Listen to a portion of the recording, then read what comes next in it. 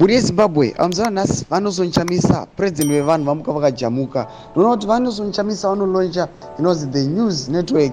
Vanouya paexendo pavo vogadzira aiwa channel yavo yanga vachiti aiwa nechiposta maupdates nezvese vanhu zviri concerned kuti vawanisa napinda munhu aizvizere kuti bva wasubscribe wolaika wotina on the bell icon tobochona maupdates anokupa pano paZii News Live.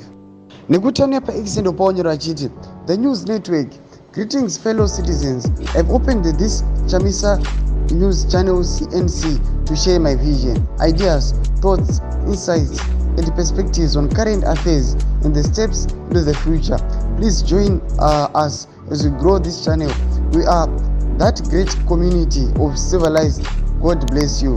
God is in it. Vanobva vanyora lingi racho. Saka usati waraona muri yeZimbabwe lingi rechannel pinda mucomment section medu unowana lingi mufirst aiwa comment muri yeZimbabwe mamajoina vanenge vada kujoina aiwa link ravanozochasa. Saka unoona kuti channel aiwa pasina kana 1 hour vanhu vanga vatozara vati vane more than 30,000 mafollowers muri yeZimbabwe. Chimbotiziva munoti kudii pamusoro penhau idzi pinda mucomment section medu musangano subscribe like